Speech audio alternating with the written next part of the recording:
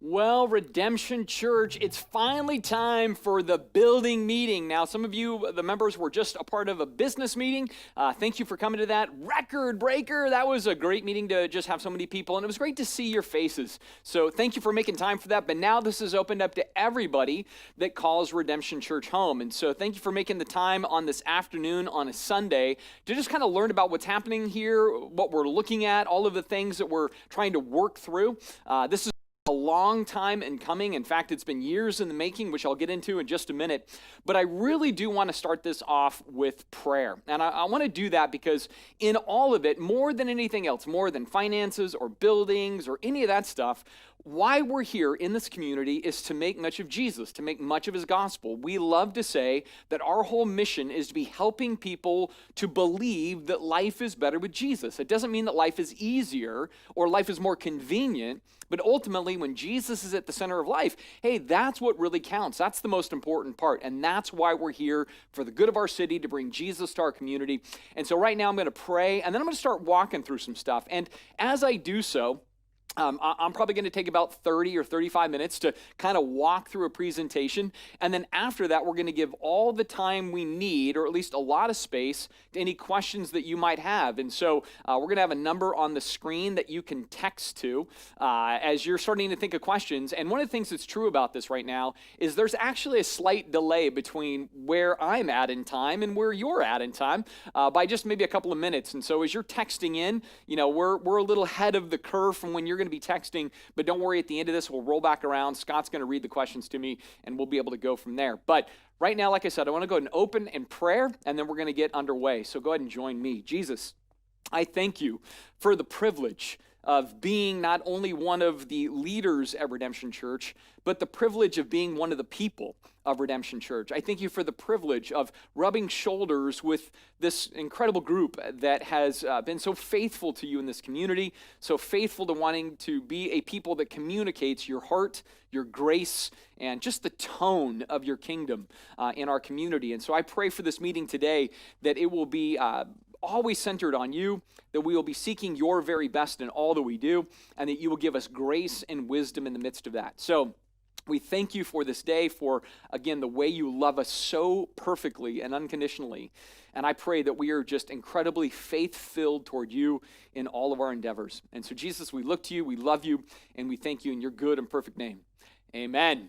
All right, well, this last week we sent some information to you, but it was pretty much bare bones. It was just kind of some basic financial information. We didn't send anything else out because we thought this would be the time to kind of showcase some of the things that we're looking at and some of the possibilities and everything else. But where I want to start is not necessarily with the building concretely. I actually want to give a certain bit of our history because some of you, maybe you're newer to Redemption, you don't maybe fully know our story, and how the story intersects then with a facility. So basically, we see that 9 years ago, we were born as a church, and our slogan was "A Church Without Walls." And what was great about that is literally it was a Monday morning at about 10 a.m. We were meeting in Ron and Lisa Bailey's living room saying, what do we call it? Where are we going to meet? What are we going to do? I mean, it was really that open-ended. And so in the course of 7 days, an entire church was located, born, and functional. It was a pretty impressive thing to be just simply a spectator to. And what was so cool about that time is how our community opened its arms to us. This is why we keep saying we are a church for the good of the city, because when we needed help the most, it was our city that was there for us. It was the two bars in town at the time. It was the Tavern and the Tap Room. They were the first two businesses to advertise our church. I mean, just think about how ironic that is, that it's the bars that were the ones to market our church first and foremost. It was the old tavern, back when it was the biker bar, that said, hey, you need drums? You can borrow our drums. We were having our small groups in coffee shops and restaurants and little like spaces throughout the community. Our school district said, hey, you can jump into the high school week one. And so I just want to publicly say thank you to all of our businesses. Thank you to our city and community. Thank you to our school district that really made it possible for us to be a church. And that all began 9 years ago. But then about a year after we started, we said, you know what? Hey, without walls is cool, but we might need to start considering some walls. And the reason for that is that we knew we can't assume that we will forever be allowed to use the school. And so we started working through what are some options for that. And what we knew is that in Duval, there wasn't going to be a lot of opportunity for leasing or rentals. There was no real buildings in the community that would have enough size to buy. And so we started working through for the next couple of years on what would it take to build. And so we were looking at different properties. We were calculating different numbers. And basically in that process, about 6 years ago, we said, man, we don't think we can afford to build in this community. It was just going to be too untenable. And so from that, we started looking around and we thought maybe we would go up to Redmond Ridge, plant the flag. And some of you remember the Plant the Flag campaign. We thought that might be an option to pursue. And so we shared that with all of you. And you shared back with us that, no, I mean, hey, the Ridge is great. Those people up there certainly need Jesus as well. All places do. But there was a sense in which, no, we want to really make Duval the place we land. And so there was just that sense of, no, whatever it's going to take, we want to try to solve that problem. And so I think as leaders, we were like, we don't know what that looks like, but we're going to give it a shot, whatever that might mean. But it just seemed to be a real open-ended thing. Well, then about 4 years ago, the bank had been sitting here for a while. It used to be Union Bank, and it was just sitting here for sale. Nobody was buying it. And our dear friend Roger Powell came by one day and said, Matt, come look at the bank with me. It just might be a possibility. We can maybe buy it and then expand it, do some renovation, whatever else, and turn that into our Sunday morning and everything else meeting space. And so we started looking at that option, and from that, we pursued purchasing the property. And so this became our new hub. We used to be meeting over there above the hardware store, renting that space, but then this became our space. So then 3 years ago, we decided to submit some plans to the city to get vesting. Now, that isn't all of your paperwork. It isn't all of the things you need for permitting and everything else. This really served one function. It was to have the city give approval for the footprint of the property. So where the building would sit, what the building would look like from the outside, how the parking would lay out on the property. That's what we were submitting to the city. Now, here's an important part of this. We were submitting that information. We submitted it in December of 2017. We submitted it and it was stamped approved, which means received by the city. It wasn't decided on. There was a lot of process after that. But they they showed that we had submitted it at about 5 o'clock on a Friday.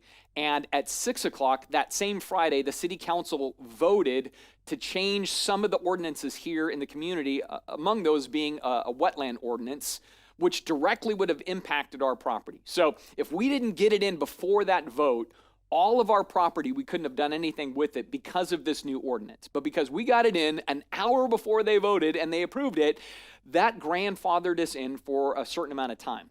I'm going to get into that in a couple of minutes, right? But we did that 3 years ago. Now, 2 years ago, which is really cool, is we paid off all of this property. So the hub was about $1.1 or $1.2 million. The property we bought next door was about $300,000, and we paid it all off. And so we are debt-free at this point. Fantastic feat, very, very cool. So now, 1 year ago, up to this present time, we are still waiting on our vesting with the city, and also we finally have come to what we're going to call an official cost. These could kind of move around a little bit, but generally this is going to be pretty good in the ballpark of what we're looking at. That was some of the information we sent out to you this week. Now, the vesting, this is where, again, the city finally says, yes, we approve that you can do that exterior building in that configuration with those parking stalls in this way. That's what the vesting is going to do. And that looks like it's finally going to go through in January or February of 2021. So this has been over 3 years just to get to that point. There's still other things you have to do after that, but that's what we've been looking at this point. And so it looks like that's going to be the window that it happens. And then with that today, I'll be sharing with you some of the cost elements that are a part of this. Now, for what the city was really having to decide on and look at, this is giving you a sense of our property. So this is Main Street right here, down here. This is the building as it will be, not as it is right now. There's a little bit of different configuration. And then these are the parking stalls. Now, the challenge with this is that we were hoping for much more parking than the city's willing to give us. But this is as much as we could get, and the reason for that, and I'll get into it a little bit more in a few minutes, but it's this area up here. This is all wetland, and from that, there was limitations on how much we could leverage the property for parking. So we just had to realize that this is as best as we can get now. What that's going to mean is that we would have to get parking agreements with others to give ourselves a little bit more flexibility. But even this limited amount of parking gave us the flexibility to do what we were hoping to do with the building itself. Now, let's move on to things that are a little bit more fun. Some of you have seen before, but these are elevations. These are the external look of the building that the city is seemingly going to give us a green light on. We've had to kind of negotiate things back and forth, make adjustments and that sort of thing. But ultimately, if you were standing on Main Street and you were looking directly at the future building, this is what it's going to look like. So right here, you have the one of two main entrances. And when we get to the floor plan, you'll see how these work out. But that's the main entrance. And what's great about this is two things. One, it fits the new aesthetic of the city, very much like the library, so it kind of fits in that same vein. But then the other thing, and this goes back to our mission, and our mission is we didn't want a building that looked like a church. We wanted to be a building that exists for the good of our community and the good of our city. So for us, we wanted a building that was still the hub. So what we're saying is down the road, we're not going to call this Redemption Church. We would still call this the hub. Now, in the hub, we could do church on Sundays, but we can do a lot of other things as well. We can open up to city events. We can open up to other community needs because our heart is to rub shoulders with disbelieving people. And we want to be an environment that is welcoming for them. And for some people, you know what? A church looking like a church freaks them out a little bit. A building that looks a little bit more like a business space and a church functions in there, that's a totally different game. So, very good looking building here from the front. Now, the other main entrance would be to the south. Now, I know some of us are sort of like challenged on directions. You're like south, north, well, I don't know what. This would be if you were coming from Safeway, going toward Monroe and you're driving by the hub, this would be the side of the building that you would see. And so this would be another main entrance, which makes sense because all the parking would be down that direction anyway. So gives you a sense of the south side. Now, if we looked at the other two elevations, this one right here would be if you're hanging out at the sports bar, you're watching the Seahawks, you're having a Mac and Jacks, you look out the window, boom, that's that side of the building right there. And then here, if you decided to stand out in the middle of the brush back behind the building, that's what it would look like from the back. And so all the way around, there was a few adjustments that got made with the actual physical externals over the course of this vesting process, but this is what it seems like everything is going to finally land on. So very good looking building, very handsome. We were really excited about how it both looked aesthetically and how it fulfilled our mission of being more the hub and less just simply a church. Opens it up for a lot of different options there. So it's really cool. Now, what you have not seen up to this point, and this is what we're excited to be sharing with all of you, because this is really the first time that as a church you're going to see this, the internal footprint of the building. And so what we've done is we're sitting down with, we call this a design build. And so a design build is where you have a general contractor, you have an architect, and then we also have a specialist who is a designer when it comes to churches in particular. Like they know how to configure a building to maximize your mission and worrying about traffic flow and kids ministry and all of that. So that team has been working to put this together. So there are 3 levels to this building, as you can tell. One level is relatively small in comparison to the other two, but here is the main level. So the room that I'm standing in now, this would be that same level, right? So what you have here is an auditorium that would seat about 204 chairs, which for us, we were really content with that. Everybody wants more. That's always going to be true. But based on our parking limitations, the amount of stalls translates into the amount of seats that you can put in this space. And frankly, knowing how many stalls we were going to initially have, we got concerned like, man, how many people can we put in here? In the end, they said, hey, you can do 204, and we were thrilled by that option. To give you some perspective, right now at the high school, that auditorium is 330 chairs crushed in there. This is going to be 204, a bit more comfortable, more leg room. You could get up, move out. So we saw that as a real win. And for us, at 2 services, we would be fine for a long period. If we had to go to 3 or do a Saturday night or some other creative thing, we certainly could. But we thought this was great. So gives you a decent-sized auditorium, gives you a decent-sized foyer as well. Of course, restrooms are down there. And then we would put the preschool and the nursery on that main level for easy access for parents, because the number comes on the screen and you can go out and it would just be on that same level. So that would be great. And then we have an elevator that goes to the lowest level and, of course, to the top level as well, and then 2 sets of stairs. No, so this is that main level that everybody's been wondering about. And based on, again, just how tight the confines were, we were really, really impressed with John Taylor, our designer, and how he came up with this option. So that's the main level of the building. Now, if we go upstairs, this would be a lot of the kids' ministry area and some of our office space. So you get basically 4 classrooms upstairs, 3 kind of moderate size, 1 that's a little bit bigger. You get the offices and all of that up here as well, restrooms and that kind of thing. But I want to highlight this space right here because, again, what we ran into at this phase of the project is the city said, you have to stay within a certain limit square footage wise based on the parking stalls, all of that other information. And so this space right here, at least initially, would just be kind of a walled-in cavity, right? We couldn't do anything with it. We couldn't utilize it. Not at this point. What we would hope to do down the road is reapproach the city as things change and adapt and develop and say, you know what, we've got this square footage up here as well that is untapped. Could we somehow finish that, use that, come up with a way to be creative with that so that we could maximize what our footprint is? So at the initial part of this, couldn't do anything with it right now based on just the constraints, but hopefully down the road we could do something with that. So that would be fundamentally the plan. Now, if I go down to the basement, the elevator goes all the way to the basement. There's the elevator right there, and it would give us some level of storage. This is about 2,400 square feet downstairs. That upstairs with that big cavity not used was just north of 5,000 square feet. The main level is just about 7,500 square feet. Those are all kind of ballpark numbers right now. But we would just let this be storage in the basement initially, but we would hope down the road that, again, just like what we'd hope to do with the upstairs, we could eventually do with the basement. In the meantime, we couldn't. It would just have to be storage, but at least we're getting the footprint in there, we're getting the space in there, and then from that, we would hope to have some flexibility in the future. So that gives you a sense of the 3 levels, and honestly, when we started into this originally and we just kind of knew what the square footage limitations might be, we're like, how is this going to play out?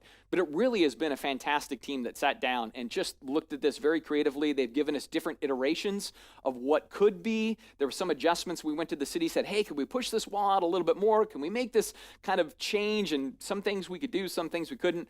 And ultimately, we landed on these things, and really, they look pretty good.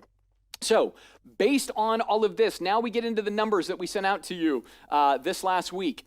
The site work has everything to do with the overall property, where the parking is going to go, prepping everything on the campus. That number is about $826,000.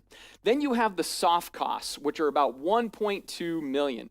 Soft costs are things like your permitting, your taxes, all of your specialists, your architects, your engineers, all of that combined. You pull all of that together, and it's a number of different things that fall into that category, but that comes out at 1.2. And it's those weird things like you feel in the end you don't have any physical thing to show for it, but you just have to do it to build a building, especially in King County. And so those are the soft cost numbers. After that, you have the actual building structure, which is $3.337 million. So that's a decent sized price tag for what that's all about. And then last, you have contingencies. Those contingencies are contractor contingencies, unexpected changes to the architectural plans because you ran across a problem, you need to do something else. And if anybody's ever done a building project, you know that what you budget and then sometimes what it is different, so you put in a contingency just in case things are a little bit tricky. All of those numbers combined then take us to 6,000, or 6 million rather. 6,000 would be awesome. Like, thank you, 20 called. So 6,014,235. That is the bottom line number of what this would take. And so that's really what we're looking at. Now, this is a part of the meeting that I think is really important for us to do. And I've joked with Trent and I joked with Scott, half joking. I'm like, I don't know how to go into this part. So what you know of me is I've always been very transparent with you. And so I found myself at this juncture going, do I come in as their lawyer, as their banker? Do I come in as a televangelist? And, how do I come into this part of the meeting? And I realized I'm just going to come in as me, right? And by that, I'm just going to share with you what I see as kind of the realities, what I work through as the realities, and not just realities, but there's also challenges and constraints as we look at these realities. And so we want you to know about these as well as we are looking at this particular project. And the first one of these has to do with the timeline. And for us, if we want to do it here, our timeline is that we must have all of our permits and construction must be underway in 2 years. We don't get 4 years, we don't get 6 years, we don't get 10 years. We'd have to be underway with permits building in a 2-year period. Now, here's why this is the case. I mentioned those wetlands earlier. So here's an aerial shot of our property. This is the current building. This is where we're having church on Sunday mornings out there in the summertime. This is Main Street right here. And if I overlay the ultimate plan that I showed you earlier, this gets again into these wetland buffers and how they will change. In other words, when we sought our vesting and then the city council voted, what that meant is that we were grandfathered in, but we weren't grandfathered in eternally. We were grandfathered in with a very particular window. And so the particular window is, okay, once this has gone through, once the city says you're good to go, you can do something, but you only have 3 years to do it. And here's part of the trick in that. That 3-year thing is a running clock that gets started and stopped and started and stopped throughout the vesting process. All of this going back and forth to the city, that runs the clock at different times. And then when it finally goes through, whatever is left on the clock is what you have as your window to get underway. And so for us, if we don't get underway in 2 years, we could extend a 3rd year once the building is being built. But if we don't break ground and start building in 2 years, then we lapse into those new requirements in the city, and our wetland buffer goes from here all the way out to almost the middle of Main Street. And once those buffers change, you can't build inside a wetland. We couldn't really do anything with the current hub outside of, put new siding on it, maybe remodel the inside, but we could not do the construction project we're talking about. So if this project is to be done, it has to be started underway in that 2-year window. And here's another thing, because some people will say, great, we can't do that, but could we at least just gut the entire hub as it is and at least do some form of church down here with like 60 people or 80 people or 100 people, whatever could fit? The reality is with the city, this has a particular occupancy based on what it's designed to be, and we couldn't change that. So it'll always be, if it's this configuration, we can't have any more than roughly 50, somewhere it's probably a little bit more like 44 people is the occupancy level, and we couldn't change that conditional use permit because it's an office building, it's a bank. And so it would just stay locked in as what it is. And so this first challenge or reality is we just have a very short runway time-wise to operate in. If we had 10 years, it would be easier to be like, oh, well, we just need to save up money and have a bunch of campaigns and all of that. But the reality of our wetland is what it is, and the reality of the laws are what they are, and so that gives us that window. So that's the first challenge, the timeline.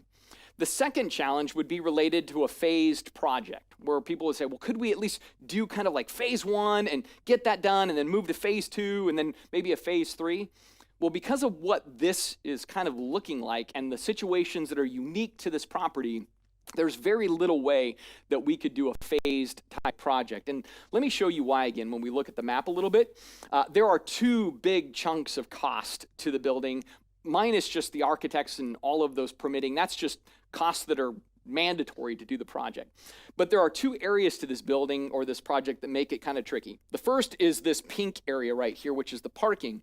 This dirt patch out here is, a lot of it is old landfill dirt. So it's got, like wood and tires and all kinds of stuff kind of underneath the surface, and that all has to be extracted out. They can't lay any kind of blacktop on that because it wouldn't be a stable surface, and so they'd have to remove all of that and bring in all new dirt. So that elevates the cost. The other reality is that with this area over here, we have to put in a retention vault. So an underground vault that can collect rainwater so it doesn't all just go off, cascading off of this giant flat surface. And so that also elevates the cost. So that's part of the challenge for us right there, why it's hard to make it a phased project. The other is actually the building itself. And when we went into this, there was already a second story up above us that probably takes up about a third of the building. And so we thought, man, we just have to go across the top and it should be okay. Once the engineers got into the building, they said, you know what, your foundation is not going to be rigged for that much weight. You're not going to be able to build this building on the current structure. In fact, the cheapest way to do this project is to completely tear this building down to the ground, reestablish the pylons, reestablish the foundation, and build up that way. So fundamentally, it's not so much a remodel where we're just adding on to some things, but rather the structure just couldn't do it. So from that, we have to just virtually build a new building similar to the footprint, certainly expanded a little bit, but we just had to do it that way. And so that also then elevates some of your cost when you're talking about engineering and the foundation and everything else. Now, let me add to that as of November 1st of this year, King County just changed some of its building requirements, and you have to over-engineer now for seismic requirements, right? We're in the ring of fire. We've got, we're flanked by volcanoes. We get earthquakes. And so now you have to over-engineer buildings for that reality. And that also elevates the cost as well. And so for all of that, once we kind of whittled it all down, we were like, man, even if we wanted to do it in a phase sort of way, for the most part, phase one is almost all of it. And then phase two would be very nominal at best. And so that certainly made a challenge for us in looking at this. That then brings us to the third reality and challenge, which is funding the building. And what that means is that the building would have to be funded in no less than 2 years at $6 million. That's the lump that we're looking at. That's the challenge that is before us, and that's the reality before us. Now, again, we could kind of whittle away a little bit and say, well, is there any way you could cut some corners and do some things? And there are some places, but at the end of the day, that would maybe lower things by $250,000, $300,000. That would be if we said, we're not going to buy seats. We're not going to put any furniture in the building. We're not going to worry about any tech stuff. We're going to remove all of that from the equation. We just want the shell with the electrical and the sprinkler system and the parking in, everything the city would require in that 2 to 3 year window. If we got all of that in, it would still be pretty close to $6 million. Maybe a little south if we cheated on some things, but there's just not a lot of room in which we could cheat with all of that. So let me then get into the funding options, because some of you, I know the wheels are spinning and you go, great, what would be the options that we might have before us? Well, one option is to look at lending, right? And that makes perfect sense because this is a big number. That's probably what we'd want to do. So we have been investigating that. So Pastor Scott has done an awesome job. He has so been my wingman in so much of this process.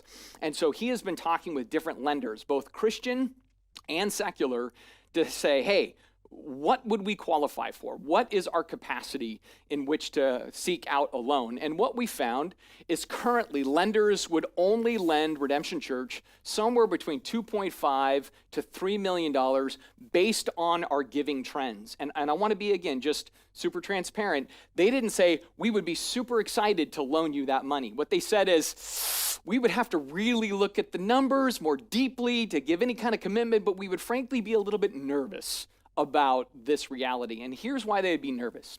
In 2019, our monthly average in giving was $76,100 per month. That was the monthly average in 2019. 2020, thank you, COVID. 2020, the average giving for this year has been $57,800. Now, you'll notice I put an asterisk right here. There's a very good reason for that, which is we still have a little bit of time left in the year. And one of the things you may not realize as a church is that really, our largest giving month is December. People give a lot more in that year. They get it in before the end of the year and that kind of thing. And so this number is going to go up in an average. I don't think this number is going to make it to 76,000 like in 2019, but it's going to get somewhere into the 60s. It could be low 60s, it could be mid or high, I'm not sure. But this number will go up because we still have a little bit of time that's going to push up that average. That's going to be true. But if you're a banker and you're looking at our finances, you say, okay, well, you went from 76 to 57, that's a downtrend, and you want to borrow money, but you're downtrending. We're not really eager to lend you money, i.e. because you're downtrending. Now, what also kind of affected us, and I didn't put it in here, is in 2018, our giving was even higher, and it was a weird year. Like, there was just some sizable gifts and unique things that happened. So really, a bank has looked and said, you went from 2018 to 2019 to 2020, and you financially downtrended. We don't know why that is or what, from a bank's perspective, they're like, we're not sure why you saw that downtrend. We can't answer those things for you, but we know as lenders, we see that and we're not super eager to do that. So then we look at all of this and we go, well, what would it take then for us to get to a level that it could accomplish the task in 2 years and make a bank feel comfortable and make all of this kind of come together? Well, this is where I'm going to give you what I'm going to call a roadmap, or Scott called it a business plan. And I'm just giving that to you because this is the most concrete way I can try to establish what it would take. So if we as a church, through all of 21 and all of 2022, 2 solid years, 24 months, had a monthly average in giving of $192,500, we would be hitting the target.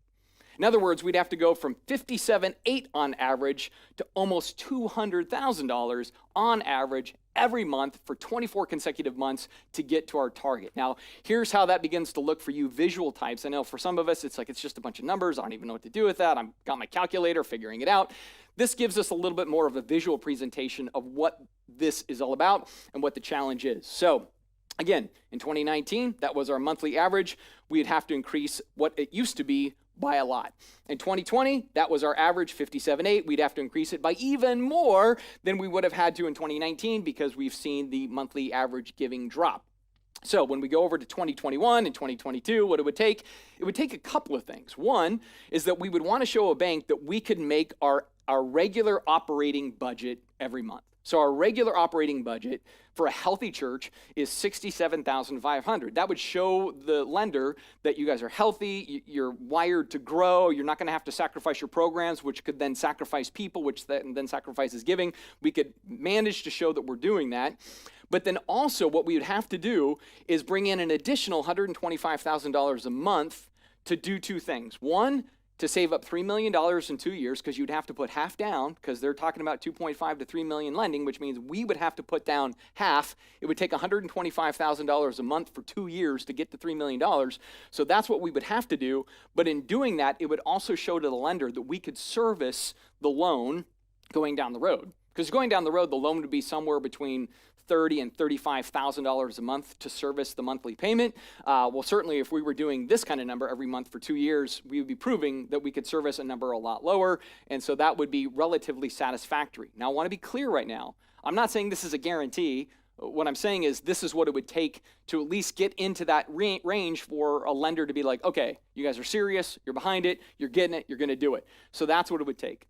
Maybe to give a slightly different graphic, just because I know different minds work in different ways, this kind of puts us from 2020 all the way over here to where we have to break ground in January 2023. This is all kind of slammed together, but it's the months of those years. And so it means our giving wouldn't just have to double or triple, but more than triple and then hold for that entire duration of time. That is, frankly, the reality that we would be looking at if this was a business plan and you wanted to propose how could we get there based on the realities that we face. Now, maybe a different way to kind of look at this, and see if I can help you understand a little bit how the lenders look at this too. Another way, a hybrid option of this, would be as if we raised $3 million in gifts, right? So people were just giving big chunks, and we just kind of raised, not so much by every month we're holding a number, but rather we raised $3 million in gifts, but then also could demonstrate that at least our giving went up by $35,000 a month consistently over the next couple of years. That could also be a way to accomplish that. Now, I bring this up quite simply because what banks are not as excited about is like these one-time gifts that we would want to count toward being able to service the loan over the long haul. They're like, gifts are great, but that's not consistent. And so we would still have to show that we could consistently get our monthly giving up to about $100,000 per month and hold that, and then also raise $3 million in the next 2 years. And when I'm saying 2 years, it's barely 2 years. I mean, honestly, you got to get the paperwork in, you got to do all this other stuff. So we're really even talking about a smaller window than that. So that's one option, right? To just do it that way. A second option would just be to save up the full amount, right? We say, okay, we've got 24 months or less. We're just going to save up $6 million and we're going to pay cash outright. That's what we're going to do. And that would be a way to potentially do it. Let me give you a sense of where we're sitting right now as a church when it comes to our cash reserve and what the difference would be, right? So in the building fund right now, there's about $145,000. There's been more in there, but we've been paying our architects and designers and engineers and all of that, so that number's come down somewhat. In our corporate matching account, we have about $36,600, and then our general fund savings right now is roughly about $528,000. That gives us almost $710,000, which means we would still need to make up $5.29 million. Maybe we could hug those numbers in a little bit if we cut back on some of the tech and no chairs or whatever else. But really, again, the numbers are kind of what the numbers are with very little room to kind of fudge it in any way. And so that's what that would take as well. If we wanted to try to go the route of just all at once, pay it off, be done, move forward, that kind of option. Now, some, and even historically, have raised this idea of what about a private loan or a bond program? So here's what I'm going to say first on the bond program. I've been a part of those, not so much kicking them off, but having to manage them later. And when bond programs are for projects that are in the hundreds of thousands, it's a little more manageable than projects that get into the millions. Because what you do is the higher up the number goes, the more bonds you have to sell, the more people get involved. And now the people that get involved in bond programs aren't simply parts of a church, but they're now fiscal investors into a church in a way that tethers you to interest. It tethers you to a fiscal relationship that can be really challenging sometimes.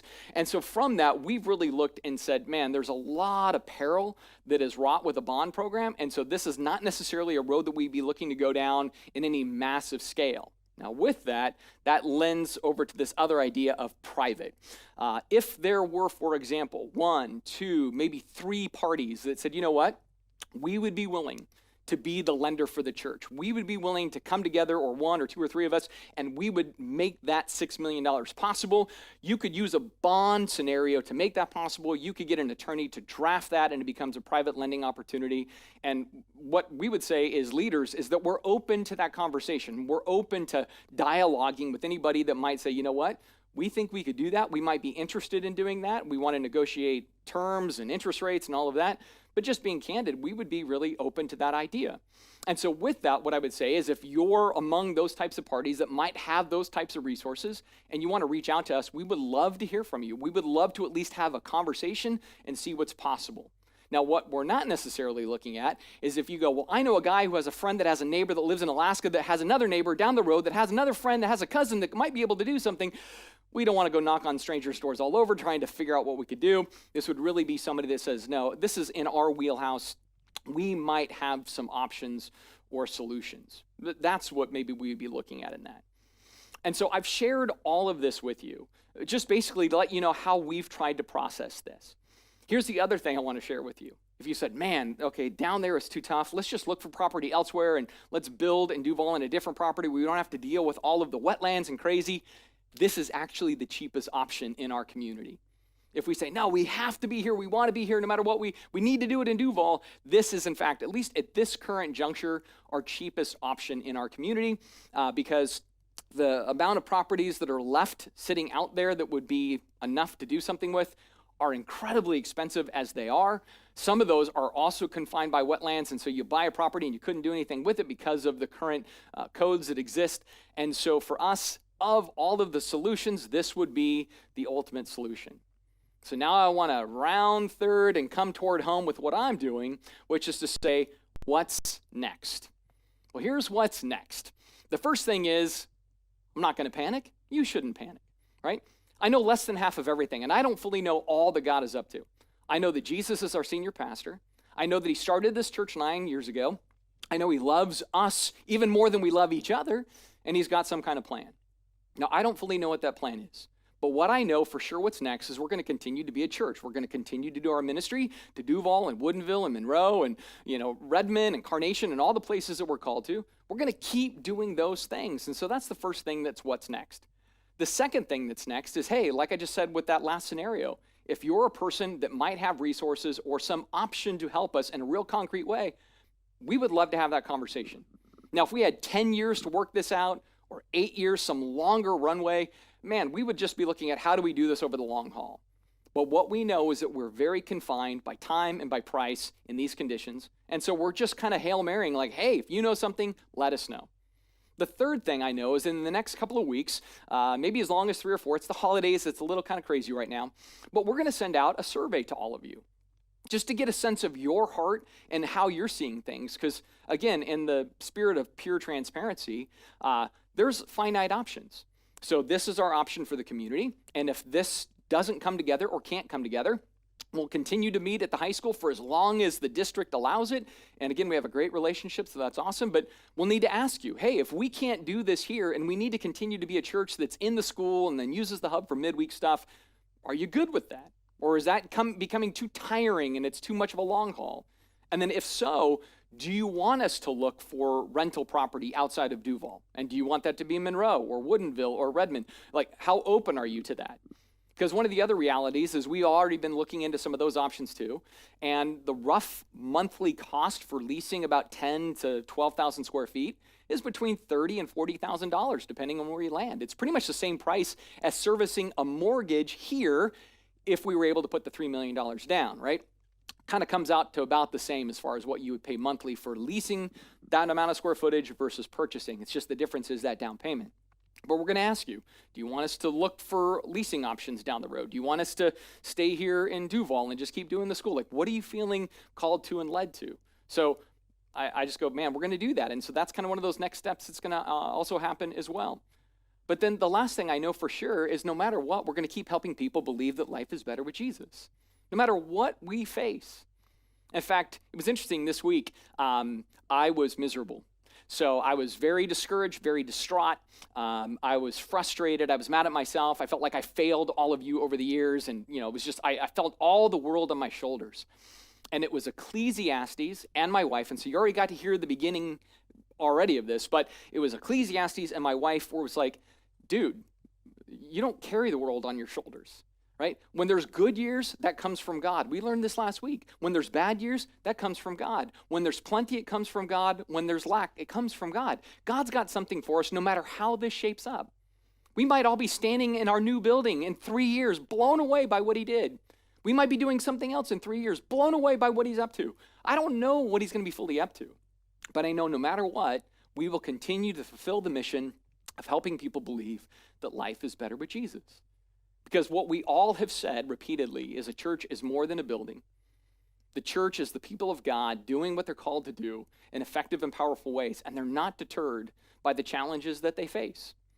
So I think as a church, from a physical perspective, this is a part of the challenge we face. The price tag seems to be a big price tag. I've seen God do crazy, amazing things with big price tags. I've watched our entire history as a church be God doing big and amazing things with price tags. So I say all that to you to say, here's the way we understand it. Here's the facts as we can present them. We don't always like the facts, but the facts are always going to be our friends. And so now we get to see how this plays out, what we begin to do, and go from there. And so that ends what I was going to do, but now it turns it over to you for anybody that has any questions that you might want to bring into the equation. I'm happy to answer anything. I am an open book. I know Pastor Scott is the one that's going to be manning that. I think he has a microphone. And so he can start asking those now if you've got anything, Scott. All right, Pastor Matt. The first question is, where would high school and middle school meet?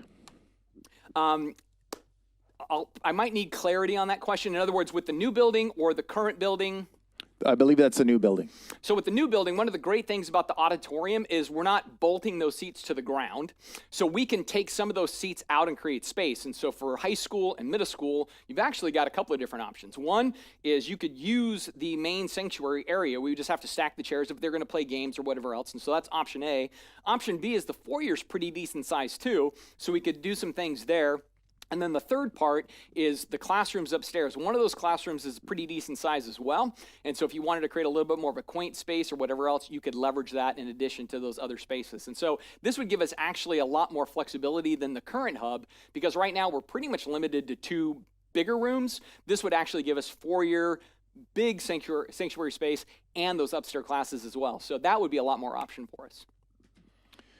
All right. The second one is, what about the previous concrete for the parking lot?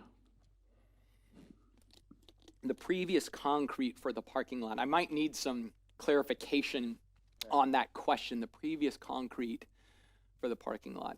I was trying to. Not sure if he's talking about using what's existing. Oh, maybe that's what it is. So what about using existing surfaces and try to mitigate some of the cost? So a couple of things have to happen with the site development, and much of that has to do with the fact that the 2 sites aren't level.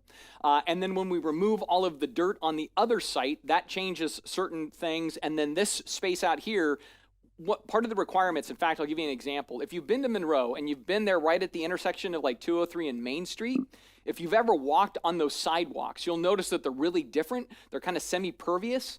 That is what King County is going to require we put in for all of our parking, because they want to make sure that it isn't, again, just this giant flat surface area where all the rainwater takes off and overwhelms the wetlands and everything else. So not only do we have to put in a retention vault, we also have to put in material for the parking that's semi-pervious, which means we can't use the old asphalt for this new improvement. We have to completely change that. So there's nothing currently out there in the parking that we can graft into the new environment. Part of it is because it has to be risen up a little bit, and part of it is because we have to put in different material to conform to the new environmental regulations, or not new, but certainly going to be new for our facility, so we'd have to do it that way. Okay, the next one is the price tag seems to be about the same as the last building project at the Duval Church, and the church struggled under that payment. So how are we addressing that? That's pretty much exactly right. And so, that's kind of why we're putting this out here as we are, to say, what would have to happen is either a handful of things. Either A, we would have to have, giving go up to certain numbers to hit these targets. And again, part of this is so hard because I really believe what is accessible for us as a church would be that extra $30,000 to $35,000 to make the lease or the lending payment. I don't think that is a big far stretch in my mind. That's a little bit more manageable, not easy, but manageable. But it's actually in the timeline that we have. That would be the tougher part. And so we've been able to kind of coast a little bit in our 9 years as a church, because when you're leasing a school, that costs us about $4,500 to $5,000 a month, but you're only leasing it for 6 hours a week, right? So it's pretty cost easy. We're obviously to build a building and kind of service the loan, that gets a little trickier. Now, if we found a private lender or whatever else, and it was a 20-year kind of note, and might even bring those numbers down a little bit, but still it would be challenging nonetheless. Anytime, like even when this all started for us way back, I think when I said, we started 9 years ago, after 8 years, or in the first year we said, hey, we should look at something, we started doing calculation. That's in part why we looked to go lease on the Ridge, just because we're like, man, no matter how you slice it, just to build 10,000 square feet is expensive. And this is more like a 15,000 square foot with options to get upwards of 17 or 18,000 square feet.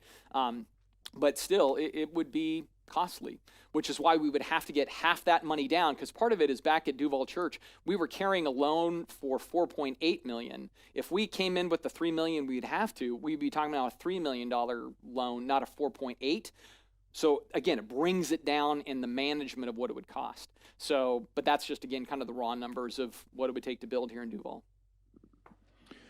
Clarification on the last question about the concrete. I should have said pervious, not previous. So they're talking about the water treatment through a pervious parking lot as opposed to a conventional one. Yeah, and that's where what we currently have is not semi-pervious. It won't let the water through, and so what we would have to put in would have to allow some amount of water to come through. So that's why we couldn't use any of the current asphalt.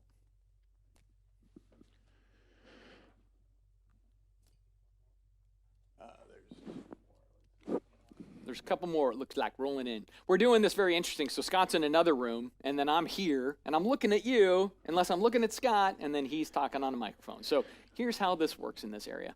Okay. What kind of interest rate has been quoted to us for the loan?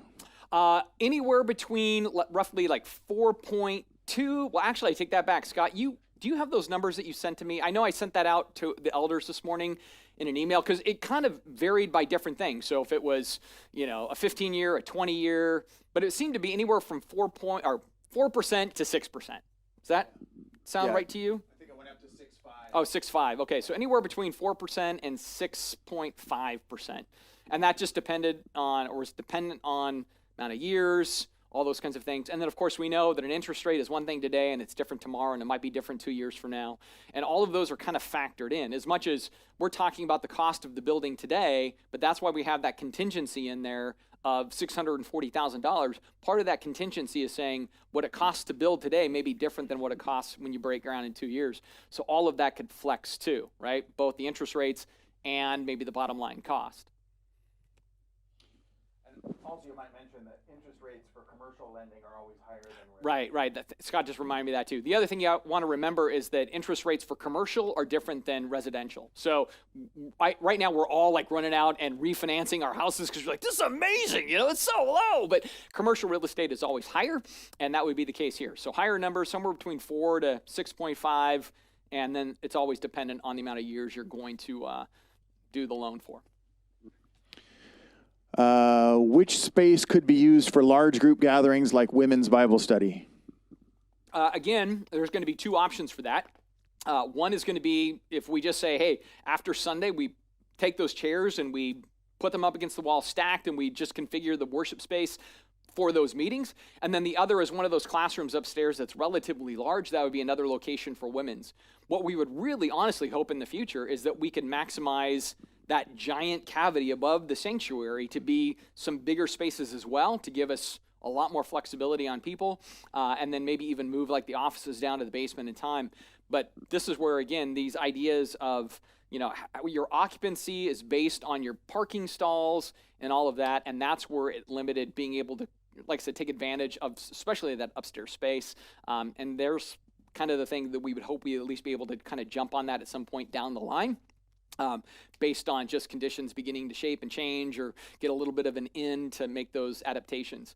But the big room upstairs, matter of fact, let me go ahead and I'm just going to go back because I feel like I'm saying things because I've only seen these plans 1,000 times and you're like, we saw them once today. All right. So this is the upstairs area. So this right here is 880 square feet, almost 900 square feet. I mean, that's a decent sized room for a lot of our ministry things that we could do. But then also this overall sanctuary area, we would just, again, these are all stacking chairs, so we could stack them to the side or whatever else, and then we would have a giant space to do meetings in there as well. So if you wanted to set up tables or whatever else, it would be a pretty nice environment to do that. Just basically think about the auditorium as you know it at the high school. That's not far off from this size right here. It seems weird because, again, it doesn't have the super high ceilings and all of that, but when we really measure it out, it's not that dramatically different. The stage isn't as deep as the high school stage is, so that's want to give you a little bit of perspective, but this isn't a really big room when it's all said and done. And then, of course, the upstairs spaces would give us some options too. And this would be the gold standard one day if we could actually maximize that for some things. We probably wouldn't use it as much on Sunday mornings, whatever we would use this space for, because again, then it would be like people above, right above the sanctuary. We might get a little creative, but it would give us a lot of midweek options to do all kinds of cool stuff. Because that's a lot of what we're looking at with this building. Is we're like, we don't want it to just be a church, so we wanted there to be pods, if you will, to have different things. So small community groups, bigger community groups, Sunday morning worship, kids ministry, youth, junior high, high school, all of those things. We wanted it all to be incorporated in the facility. Is there any risk that we don't get the necessary permits to build within 2 years? There's not risk necessarily. What it would mean is if, let's say we just didn't hit those targets, what it means is we still own our building. What it means is we own the property next door. What it means is those wetland buffers will go to their current place, and therefore the property to the south here, the dirt patch, we just couldn't do anything with it. It kind of fundamentally becomes null and void. It's just we own dirt, but you could not put the parking lot on it or anything else. When it comes to the hub, like I said, we could remodel, and we probably would. Like if we survey you all and you say, you know what, it's just ride or die, man. The high school, and then we do the hub, all of our midweek stuff, everything like we've been doing. We would certainly fix up the hub at that point. Because we're going to have to site it eventually anyway. We'd have to do some things, and so we would do that. And then we just hope and pray that we have good favor with the district, and we can use the school for a long time, and just do ministry as we've been doing ministry. But the reality would be, until those ordinances changed, we just really could not come back around to this project. And then even then, let's say they changed and the wetland buffers receded back to what they were, we would have to go through this whole process again. So we'd have to resubmit with the city. It would be a 3-year plus process. We'd have to make those financial investments to reapproach it and everything else. And so that would be kind of the way it could work. Now, let's say we decide, just again, hypothetically, I'm not pitching anything, but I say hypothetically, we go, okay, we get it. It doesn't look like it will happen. We get to the 2 years, it rolls, and that's it. We could also look at selling the property and then say, all right, now we're looking for other options. The trick would be that this building, we could sell it for whatever because it could be used as a business in some capacity. The property next door we could sell, but I don't know anybody that would buy it because they wouldn't be allowed to do anything with it. And part of the trick for us, and maybe this is another thing I'll highlight, it's just I'm now thinking of questions I would have if I were you. So if these aren't your questions, that's okay. They'd be my questions if I was sitting in on this meeting. some people might wonder, well, could we at least get the parking all put in? Not do the building, but at least get the parking so this has some value, at least to the community in some way, that, you know, they could use it for city events and everything else, and it would give some value to property versus it just stays dirt and you can do nothing with it. Well, here's the reality. For the city to do this, you have to justify this many stalls with this new building. We couldn't say, well, let's leave the building as it is and let's just put in new parking. That's under $1 million total. That's great, right? No, the city says, we're not going to let you have that many stalls for a building that only has an occupancy of like 44 people. We go, well, right, but we're just trying to not be wasteful. I mean, at this point, it's not going to have any financial value if we don't put in the parking. And they'll say, right, but the only way you can put in this parking is you build this new building. If you don't build this new building, you cannot put in this parking. So this is where there's a symbiotic relationship between these two. You can't do one without the other and vice versa. So for us, if we don't get it in that window, outside of God doing something unique, and I'm not saying he can't do anything unique, because there are times where weird things happen and cities give allowances you never anticipate, but if we're just operating under the current knowledge that we have, in 2 years, if it's not funded and underway, it's frozen basically. And about all we can do is just light remodel to the building as it is, but the occupancy and all of that would remain the same. What about a mixed commercial space where we would get some revenue? That would be great, but it comes back to the same thing still, that we would have to fund it on the front end. The bank would want to know that we could do it if we couldn't rent anything else out. So, you know, conceivably, let's say we go down that road, we get it all funded, and then we decide we want to use some of it for, you know, rental opportunity. That would be great because it would help us make the mortgage payment, but it won't get us, it's not a business plan we could bring to a lender and say, hey, we're going to go ahead and we're going to lease some of the space and then we're going to manage some of it and we're going to do all of that. They would still say, that's awesome. We still need to see that you're giving up to this, and we need to see $3 million to make the loan work. And so maybe for us, it would be a good deal. And there are certainly churches that do that, right? They're able to augment their expenses by leasing their facility out in chunks or parts or whatever else. And conceivably, we could look at the same thing. But to get the project underway and to get it built, it has to be 100% on our shoulders to do that. And then down the road, we can make those decisions if we felt led to. What is the square footage of the proposed sanctuary compared to the high school auditorium? Let's see if it's in the numbers here.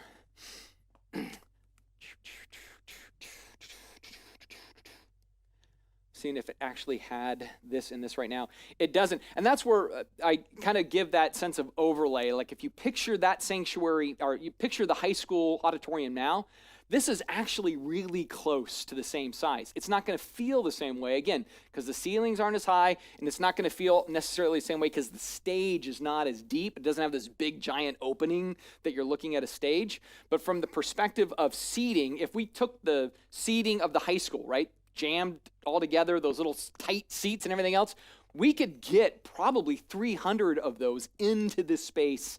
So in that sense, it's pretty comparable. It's just going to feel a little different. Because when you're in a space that has those really, really high ceilings, it feels spacious, even though it's not a big footprint. But when we were kind of laying this out to some degree, we knew what we had to hit, and we wanted it to be comfortable. Because when we brought in the kind of the professional that handles churches, what they know is, well, you need this much leg room. People don't want to be smashed together. You have to give some space, and we all know what it's like. Matter of fact, I was joking with somebody this week that I should start the service on Sunday morning saying, all right, everybody move to the middle of your couch, because we'd have to do that up at the high school, right? And you're like, I don't want to move to the middle. It's all so tight. This would be spacious and still give us a decent number at 204 seats, so it's pretty comparable to the auditorium. Again, just would feel different, but would certainly be more comfortable. Where is the kitchen? There is not a kitchen. There is a greeting center over here, which would have like a basic sink, and we could do some basic things because you could do like coffee out of it and everything else. But we kind of were looking at forgoing a full-blown kitchen. There was a couple of different reasons for that. Part of that is some of the code issues that require it. Some of that is cost. Some of that was placement. And so we really just landed on more of what I'm going to call a kitchenette for now versus a full-blown kitchen. And so that's what we would pretty much be working with. I know there was a little bit of talk about putting one potentially upstairs as well, and maybe this big room here, creating a little bit of a side corner option in that.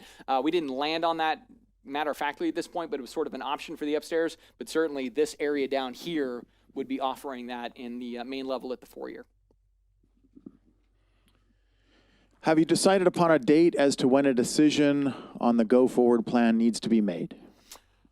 Well, it's kind of weird. Like in some ways, what's nice about it, it's like rocket science. And what I mean by that is it's all very concrete and kind of factual. So if we said, we want to go for it, well, then the numbers have to kind of come in behind that. And so the way we'll sort of know is one of a handful of ways depending on the option. So if we said, okay, well, everybody says we're in, and then that's going to be the monthly giving thing, well, we'll know like in 3 months if we're trending in the right direction. So we have to go from, roughly 57,000 to almost 200,000 every month on average for giving. We'll know pretty quickly if we're getting there because, again, the lender's going to want to see you're moving toward your $3 million down payment in 2 years, and you're showing that you could service a mortgage. So that's pretty concrete. So that's going to tell us if we're getting there. If somebody comes forward or 2 or 3 parties and say, hey, we're willing to be the private lender, let's negotiate the terms, then we would know we were moving forward there. And so that would give us a sense of the green light pretty quickly. If we survey you all and we're seeing big chunks come in that are moving toward that $3 million down payment, and the monthly giving at least goes up by maybe $30,000, $35,000 a month, and it starts trending that way going into early 2021 here, closing out 2020 and moving into 2021, then we're going to know it's a go. So the odd part of this is it's not like we need to spend 12 to 18 months to see if we're going to go to that. We're probably going to know in 3 to 4 months just by the sheer response. And that's where in some ways the piece that I have in all of it is it's not like it's guesswork and we're going to have to wait long periods to see if it's a go, no go. We're just going to know probably relatively soon if either A, people come forward with very unique options, B, we see the giving go up at a real sizable rate and hold that line, then we'll know we're going in the right direction. That's going to be probably more the sign that we're really making a decision. It's going to be the options or the sense of commitment shown in the numbers that's going to probably let us know whether this seems to be something that we're going to be able to move toward or not. Now, that doesn't preclude that, down the road something changes with the city or whatever else and they give us more room or time or whatever, but as it looks now, none of that is on the table. Are you planning on a giving program or challenge? I would say that's probably a little bit a part of the survey. I think if I was to say, here's the challenge, I would say the challenge is built into the math, right? So because we have a timeline, because we have the reality we can't do a phased project, because we have the need for funding to get to this number in that amount of time, it goes back to, let me get to this, I'm moving fast. This is really the challenge right here, or maybe it's this slide here. This is the real challenge. I'd say the challenge is we have to move it from 57.8 to 192,500 per month, and it has to happen in 6 weeks. Like we would have to jump these margins to really get it up and running by January because we have to prove to a bank 2 things still. We have to prove that we could service a mortgage, and we have to raise $3 million in 2 years. And so this is just breaking it out into averages, right? But that's kind of the challenge we have. So it's one of a handful of ways to do it. Either we're all just massively getting that monthly giving up, or we're going to try to raise the $3 million in 2 years, which means, man, we just start giving big time offerings and gifts and trying to get to that $3 million. Plus, we're also making our regular giving get that number up on a monthly average from in the 60s to nearly 100,000. Those are just the 2 things that have to happen almost in tandem. We have to get the $3 million raised. We have to get to almost $100,000 in giving per month if we're going to raise the $3 million outright. And that just means it's less than a program that says, hey, we'll do this for that. It's just saying, hey, we would have to really show a lot of concrete commitment. And it just starts happening kind of immediately. That would just be, again, that bottom line reality of it. I wish I had a better rah-rah speech to give it, but I think that I'm just in the concreteness of it. I think that is really what the challenge would be. We all just would have to have a tremendous level of buy-in, and it would have to be sustained in some way. Now, there may be some people out there that say, hey, we have unique means. We can give really sizable gifts that could eat into that $3 million chunk rapidly. But if we said, hey, we're all going to just kind of share that burden evenly, then it really is nearly $200,000 a month on average giving sustained for 24 straight months. That would be if we shared it over all of us. I know there are some people out there perhaps with bigger means and you can make big chunks out of that. I would say the challenge there would be let us know if you're interested in doing that, because that does let us compute the math differently. And that gives us a sense of how we could give a more, manageable challenge to all of us. Because again, in my frankness, I look at this and I go, I know God's big, he can do a lot of things, but to go from here to here is really monumental.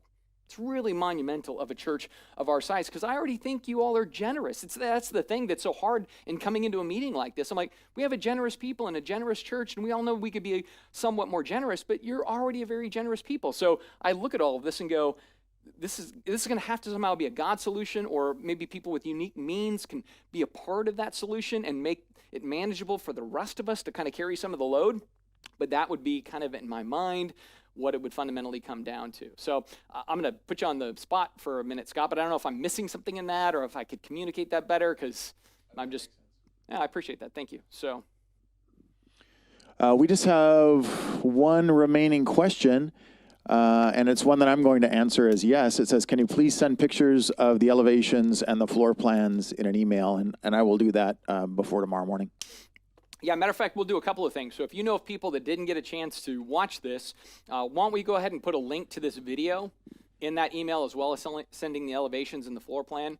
And that way people can just be in the know, because that's what we want. I mean, we want you to be in the know. We wanted to be able to express these things in a format that hopefully kept all of this concise. And in these things, it's always a challenge, because we've spent years and countless hours on this project, and now we're giving it all to you in 1 to 1.5 hours. And you're like, what about this and what about that?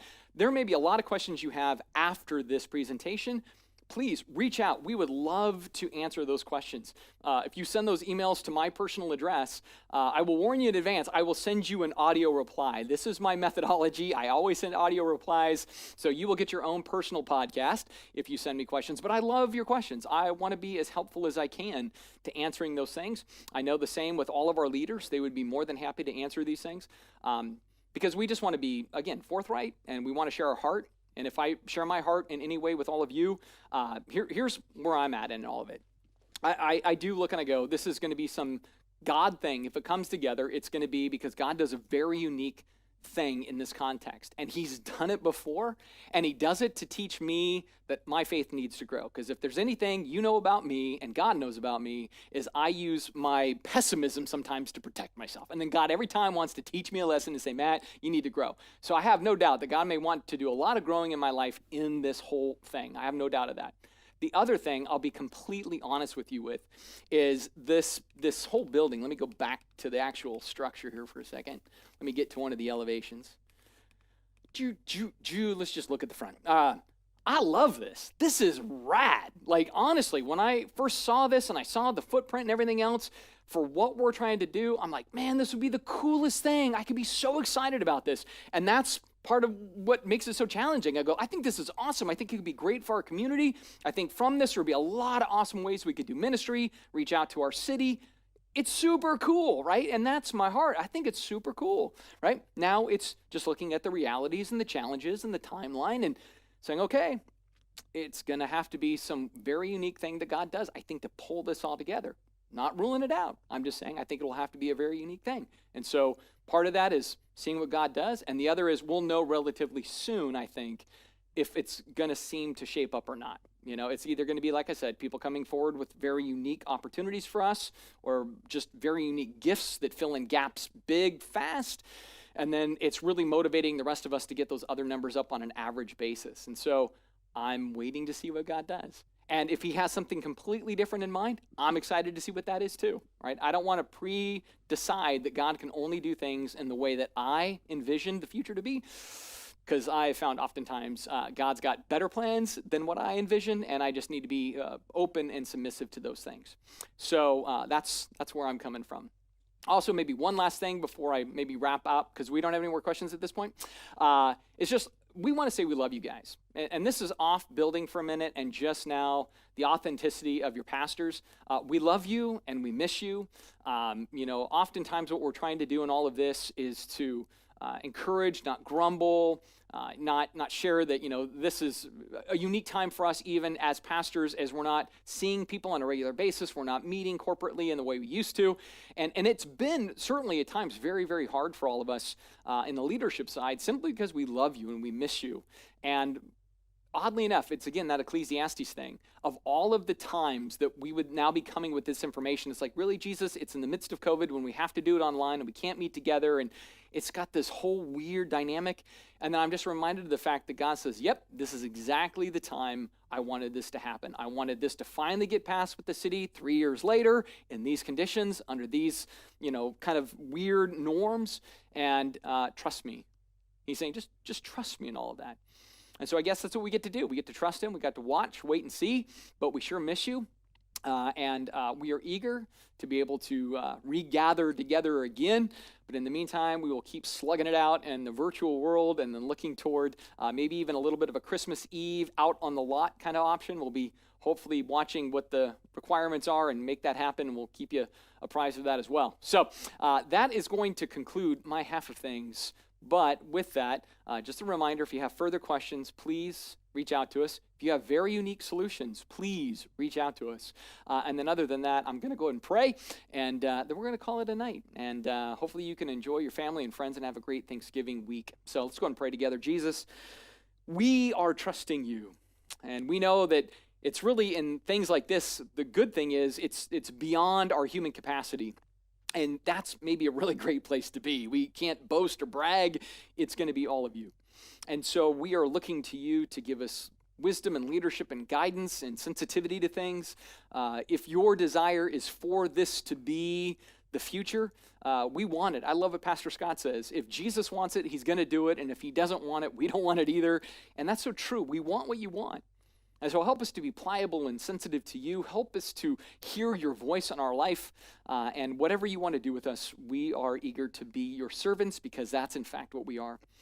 And so I thank you for tonight. I thank you for those who are watching. I thank you for those who are yet to watch. And again, we're just looking to you, Jesus. And so we love you, and we thank you, and we certainly need you. Help us to just be active on mission, even in this time where it's so hard to figure out how do we help people see that life is better with Jesus. I pray that we would leverage our whatever relationships we're having, our social media contact, whatever it might be, may we just be beacons of this reality that life is better with you. And so we love you and thank you in your good name. Amen. Thanks, you guys. Peace, and see you next Sunday.